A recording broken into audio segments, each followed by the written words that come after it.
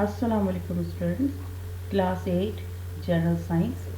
I am your teacher Mrs. Zibati here, and the chapter biotechnology is in progress. हमने तकरीबन long answers कर चुके हैं. This is the last long answer. Long question answers का ये last है. What is DNA? What is DNA? DNA क्या है? डीएनए एक्चुअली एक सेल, जो आपने पढ़ा था, सेल होता है. सेल के अंदर न्यूक्लियस पाए जाते हैं, यू नो दैट. अब न्यूक्लियस के अंदर क्रोमोसोम इज फाउंड.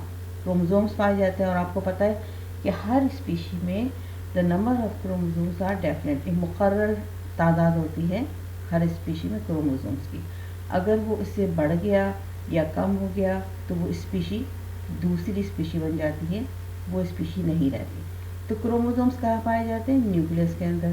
अब न्यूक्लियस के अंदर जो क्रोमोसोम्स है उसके अंदर डीएनए पाया जाता है. तो DNA is the base of life. अब डीएनए के ऊपर जीन्स पाए जाते हैं. जीन्स ऐसे स्ट्रक्चर्स होते हैं जिनके अंदर किसी भी ऑर्गेनिजम्स के लिए कमांड होता है, यानी किसी ऑर्गेनिज्म के अंदर किस तरह का स्ट्रक्चर होना चाहिए, आइज का कलर, हेयर्स का colour, everything is the instruction is coded into the genes. ये जीन्स कहाँ होते हैं? डीएनए के ऊपर. तो what is DNA? DNA is the base of life. हर सेल के अंदर डीएनए पाया जाता है, और DNA actually set of instructions होते हैं सेल के लिए कि आपने क्या जॉब करना है, what job you have to do. So जो कमांड होता है वो जीन्स के थ्रू डीएनए सेल्स को देता है, और सेल्स इसको ऑबे करते हैं. तो इसीलिए हम कहते हैं कि DNA is the base of life. The living things are made up of cells, and these cells have their own particular job to do. Each cell knows what to do by a special molecule called DNA. अच्छा, DNA होता क्या है? It's the abbreviation of deoxyribonucleic acid, DNA, deoxyribonucleic acid. और ये sales की तमाम activities को control करता है. यानी सेल्स क्या फंक्शन करेगा ये उसको हुक्म देता है, कमांड देता है. और हुक्म किस सूरत में मौजूद है? जीन्स की सूरत में. किसके अंदर मौजूद है? डीएनए के अंदर. तो डीएनए ज़िंदगी की इकाई है, यानी इसके बगैर लाइफ पॉसिबल नहीं है. यही लाइफ को क्रिएट करता है. अच्छा, DNA is basically the record of instruction that tell a cell what job it has to do. The instruction is written in 4 letters which makes the rings of the ladder.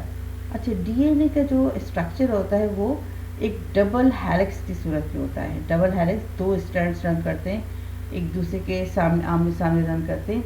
और इसमें जो letters की सूरत में जो nucleotide होता है वो letters की सूरत में जैसे सीढ़ी होती है, लैडर फॉर्म करता है. देखिए, डबल हेलिक्स मॉडल, ये डीएनए का डबल हेलिक्स मॉडल है. ठीक है. अच्छा, अब यहाँ पर देखिए, इसके अंदर जो न्यूक्लियोटाइड्स होते हैं, 4 न्यूक्लियोटाइड्स होते हैं. एक adenine, thymine, guanine and cytosine. ये चारों एक दूसरे से इसी पेयर के साथ जुड़े होते हैं. एडेनिन हमेशा थायमीन के साथ पेयरिंग करेगा, गुआनिन साइटोसिन के साथ करेगा. ठीक है. ये जो पेयरिंग है ये सीढ़ी की तरह बना होता है. ये देख रहे हैं आप, ये लैडर.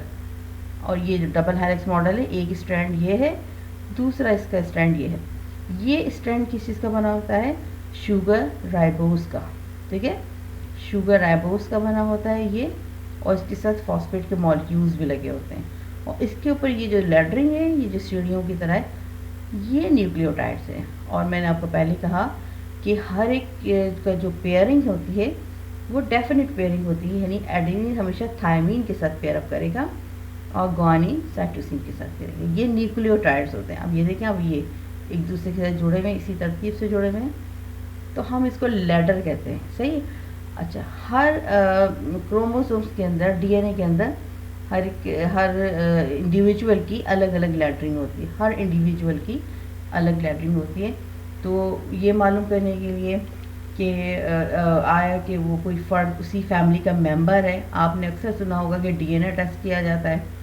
तो उसमें एक्चुअली डीएनए टेस्ट में क्या देखा जाता है कि उसी फैमिली मेंबर से, फॉर एग्जांपल अगर कोई शख्स है, मालूम करना है कि इसी फैमिली का मेंबर है तो उसका डीएनए लिख जाता है, और उसके पेरेंट्स का यानी फादर का, मदर का या ब्रदर सिस्टर का जो क्लोज रिलेटिव है उनका डीएनए लेके इनकी ये लेटरिंग चेक की जाती है। अगर ये 7 से 8 लेटर्स एक जैसे हों तो कहते हैं कि ये उसी फैमिली का मेंबर है, और अगर बहुत ज़्यादा डिफरेंट हो, बहुत ज़्यादा लेटरिंग में, तरतीब में बहुत ज़्यादा डिफरेंस हो, तो हम कहते हैं कि ये इस फैमिली का मेंबर नहीं है। Actually this is the DNA testing, ठीक है। अच्छा, अब ये तो आपने डबल हेलिक्स मॉडल देख लिया डीएनए का, ठीक है। तो अब आपने समझ लिया कि व्हाट इज़ डीएनए, डीएनए होता क्या है, कहाँ होता है और उसका क्या काम है। अब देखिए, राइट द सीक्वेंस ऑफ 3। अच्छा, ये तो आपका लॉन्ग क्वेश्चन आंसर्स कंप्लीट हो गए। अब हम आएंगे शॉर्ट क्वेश्चन आंसर्स पे। आपने देखा कि जैसे हम लॉन्ग एंड शॉर्ट अलग अलग करते हैं, तो अब हम शॉर्ट क्वेश्चन आंसर्स पे आएंगे। तो हमारा पहला question of the short question is that right the sequence of 3 nucleotide which form genetic code in DNA. DNA के अंदर जो जेनेटिक कोड बनाते हैं, ये आपको पता है न्यूक्लियोटाइड्स ही बनाते हैं। तो उनकी 3 सीक्वेंस क्या है? The letter of DNA are, A, T, C and G. A for thymine, A for adenine, T for thymine, C for cysteine, G for guanine. A and D pair together, जैसे मैंने अभी आपको बताया था, ए और T एक दूसरे के साथ पेयर करते हैं, and G and C pair together, G और सी एक दूसरे के साथ पेयर करते हैं। तो ये लेटर्स 3 लेटर वर्ड बनाते हैं, इसको हम कोडॉन्स कहते हैं। ये 3 लेटर वर्ड्स क्या कहलाते हैं?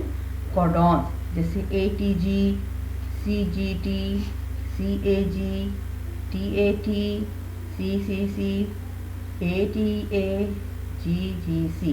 ये 3 लेटर वर्ड्स क्या कहलाते हैं? कोडॉन्स कहलाते हैं, ठीक है। तो अब दूसरा क्वेश्चन हमारा है शॉर्ट का कि हाउ डज डीएनए रेप्लिकेट।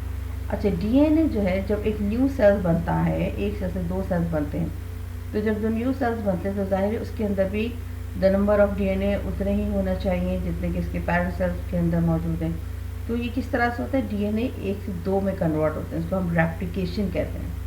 एक डीएनए से 2 डीएनए में कन्वर्ट होने को हम कहते हैं रेप्लिकेशन। तो डीएनए रेप्लिकेट करता है before the division of the cell, the DNA replicates. The pass on the characters of organisms, DNA carries all the genetic information needed to create itself, for which it has to pass on to new cells when it produces. जब नया cell बन रहा होता है तो ये जो chromosomes होते हैं ये ट्रांसफ़र होते हैं डॉटर सेल्स के अंदर। तो इसके लिए ज़रूरी है कि अगर एक पेरेंट से 2 डॉटर सेल्स बनते हैं तो उतने ही डीएनए के मॉलिक्यूल्स जाएँ, जैसे कि पेरेंट सेल्स में। अगर ऐसा नहीं होगा तो स्पीशी बदल जाएगी, यानी वो ह्यूमन नहीं रहेगा, कोई दूसरी स्पीशी बन जाएगी। तो इसके लिए ज़रूरी है कि पहले डीएनए डिवीजन से पहले, सेल के डिवाइड होने से पहले डीएनए की तादाद उतनी ही हो जाए कि जो 2 में डिवाइड हो जाए। इसके लिए डीएनए रेप्लिकेट करता है before producing a new cell, the DNA replicate. अब रेप्लिकेशन का अमल किस तरह से होता है कि the double helix structure runs in opposite direction of up and down. जो डबल हेलिक्स जो मॉडल है डीएनए का, वो इस तरह से अप एंड डाउन रन करता है कि जब ये बीच से सेपरेट होते हैं दोनों स्ट्रैंड्स, तो मिडिल से सेपरेट होते हैं, और जब ये डबल हो जाते हैं, जिप होती है, जिप को जब आप ओपन करते हैं तो बिल्कुल इसी तरह से डीएनए ओपन होता है। रेप्लिकेशन के लिए डीएनए ओपन होता है और जो अलग अलग स्ट्रैंड्स होते हैं वो डबल हो जाते हैं।